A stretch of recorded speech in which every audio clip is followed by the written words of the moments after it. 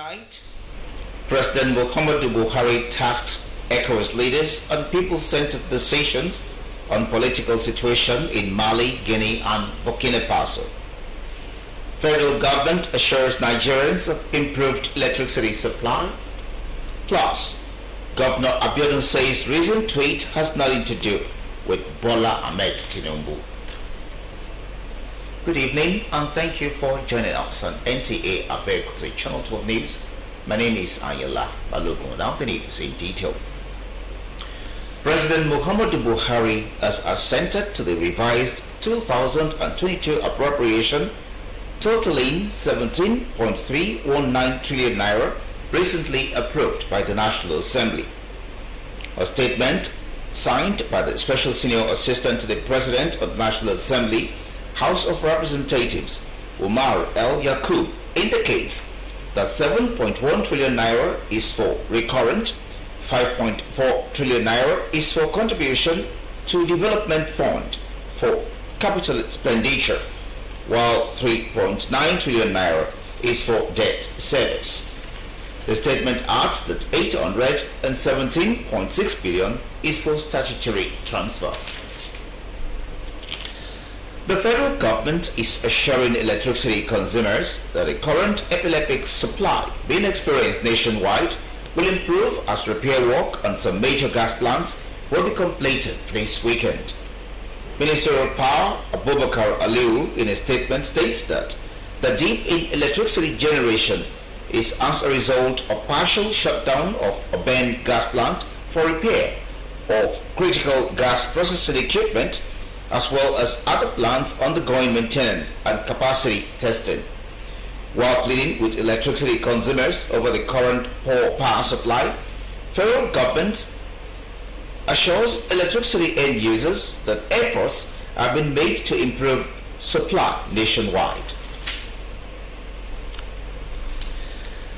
The two-day conference of traditional, complementary and alternative medicine TCAM was opened in Abuja, powered by the First Lady of Nigeria, Aisha Buhari, in collaboration with the Federal Ministry of Health.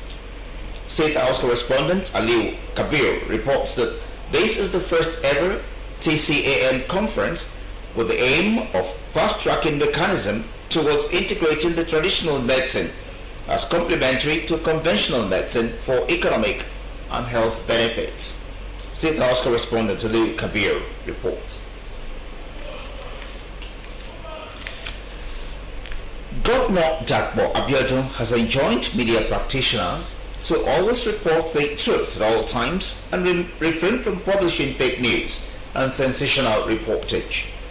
In a statement by the State Commissioner for Information, Abdul Wahid Odushile, Governor Abiodun made the plea while reacting to a statement making rounds on a purported comment made by the governor's response to statement made by the national leader of the All Progressives Congress and presidential hopeful Asiwaju Bola Ahmed Tinubu during his recent visit to party delegates in the state. The statement therefore drew attention of people to the tweet made in respect of May 29, whereby the governor made the comment in question to mark his 62nd birthday and third year in office, directed to party faithful and appointees in office. It stated further that the purported statement in question could not have been a response to the comment made by Asiwaju Tinubu, who visited Abeokuta 5 days after. Governor Abiodun therefore enjoined media practitioners to continue as partners in progress with government. The role of the media in strengthening and sustenance of democracy has again been described as vital. Ogun State Commissioner for Information and Strategy, Abdul Wahid Odushile, made this assertion at a media rally with heads of media organizations in Abeokuta, Ogun State capital. Anthony Gandano has the details of the report. Addressing media managers and heads of various media organizations in Ogun State, Commissioner for Information and Strategy, Abdulwahid Odushile, explained that the aim of the meeting is to appreciate them for their support and cooperation in propagating activities of the government in the last 3 years of Governor Dapo Abiodun's administration. Highlighting the achievements of government in the last 3 years in the area of road infrastructure, health, education, security, agriculture, and other sectors of the state economy, Odushile noted that the feats recorded could not have been brought to limelight without the support of the media organizations, which he described as critical stakeholders. It was a thank you party, and to also remind them that our doors are open always for whatever they want to find out in government. We run an open door. The governor, President Abeokuta MFR, runs an open door administration in Ogun State because his government is the government of the people. Media managers in attendance advocated regular engagement with government and as well appealed for more partnership for more and effective service delivery. It's something that fosters good relations and relationship, between the government, the governed on one hand, and then the media houses on the other. It was quite interactive. We were able to interact with ourselves well, and we were able to tell ourselves some home truths. We pour our minds, we open up to ourselves, we know exactly what the problems are, and then we bear with them when we have to bear with them. Other speakers challenged the broadcast media managers on regular training and retraining of their staffers, especially the on-air personalities and reporters, on the ethics of broadcast profession. In Abeokuta, Anthony Gandonu, NTA News. Tree planting campaign took center stage in commemoration of the World Environment Day. Asabe Williams reports that it came in form of partnership between the headquarters of the Nigerian Television Authority and the Nigerian Environmental Society aimed at ecosystem restoration. Bringing on board the NTA in the campaign and culture of tree planting for the fight against climate change is a welcome initiative, says the Director of Finance, Patrick Bott, who sowed the first seed to mark a new beginning at the NTA premises. And I'm told, and I've read also, that if you sit and stare at green a lot and always, it reduces stress. I encourage all of us and Nigerians and all who are watching that if you bring down a tree for whatever use you want to use it for wood, whatever use you want to use it for, you bring down a tree, plant another. Because the NTA has over the years championed noble causes, such as this in its corporate social responsibility, the Nigerian Environmental Society, according to the chairman FCT chapter, is excited and committed to evolving a better working relationship with her newfound partner to enhance society. Yeah, it is in commemoration with the World Environment Day, and the theme for this year's World Environment Day is only one Earth. We have just one planet, and this is the one we are living in.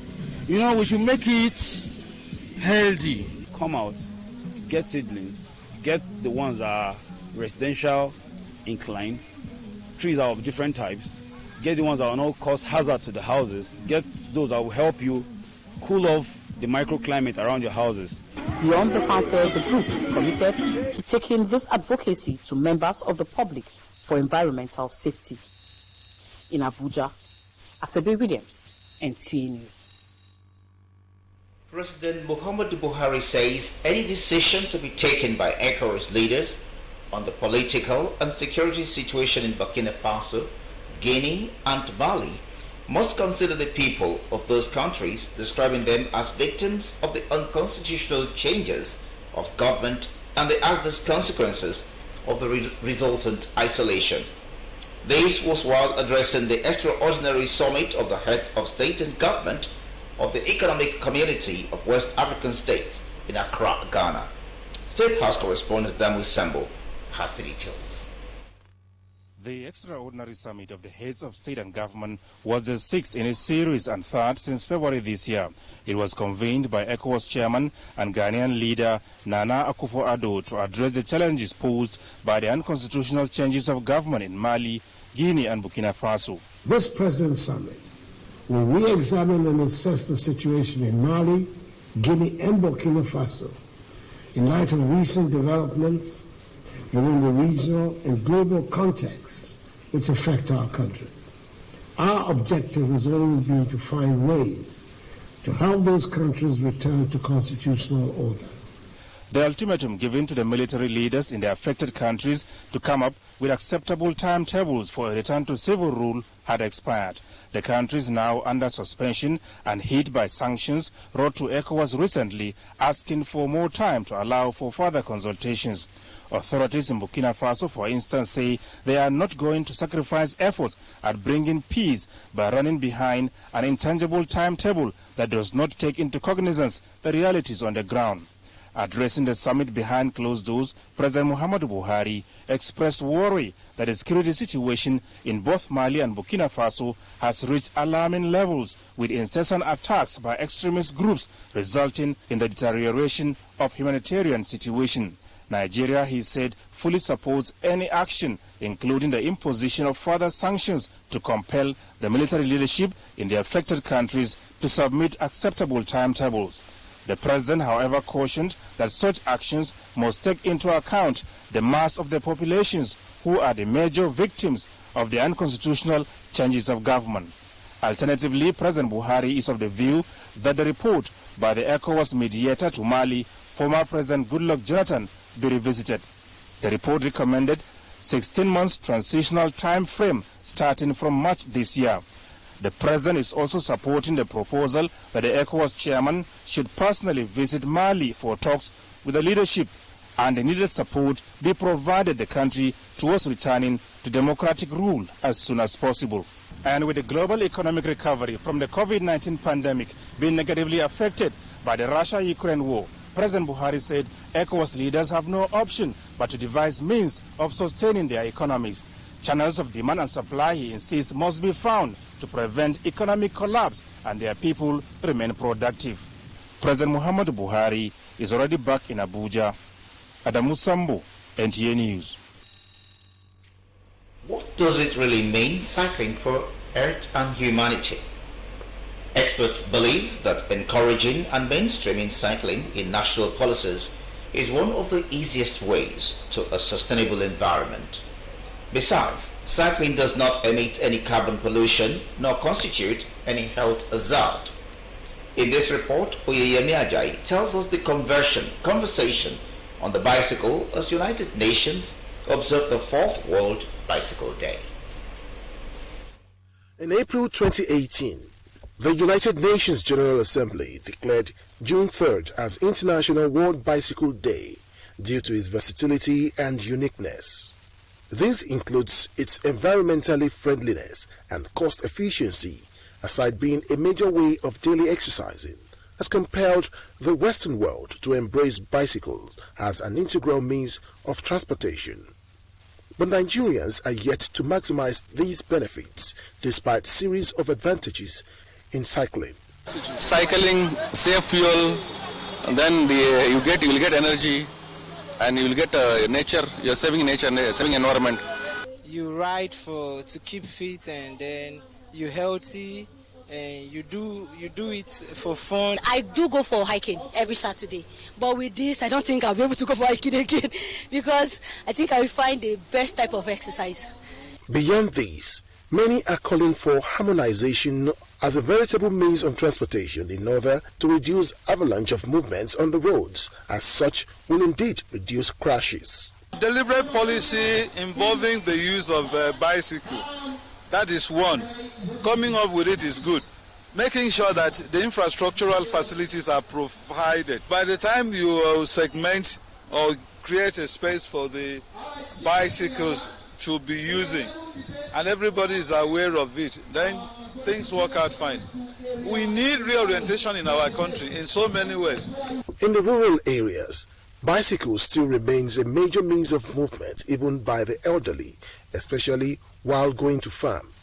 This was said to have informed part of the reasons why in 2001, the former Transportation Minister Ojo Madueke embarked on a nationwide crusade for the adoption of bicycle as an alternative means of transportation due to its affordability and safety. I can tell you it's been a while I ever did this, but riding a bicycle is something that everyone needs to do because it strengthens the body, but also it's meant to be a major physical exercise which everyone is meant to engage in.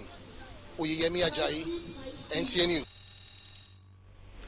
Nigerian Export Promotion Council has signed a memorandum of understanding with the Nigerian Arabian Gulf Chamber of Commerce for the establishment of an export trade house in the Gulf region. Comfort Amoda reports that partnership with the organization is a strategic step by the NEPC to position Nigerian products and produce in global and regional markets towards making Nigeria a trade and investment hub. Apart from facilitating trade and enhancing this visibility of Nigerian goods across all the Arabian Gulf countries, the NEPC also seeks to strengthen economic ties with the Gulf states. Up next is Sports with Eneojo Atikur.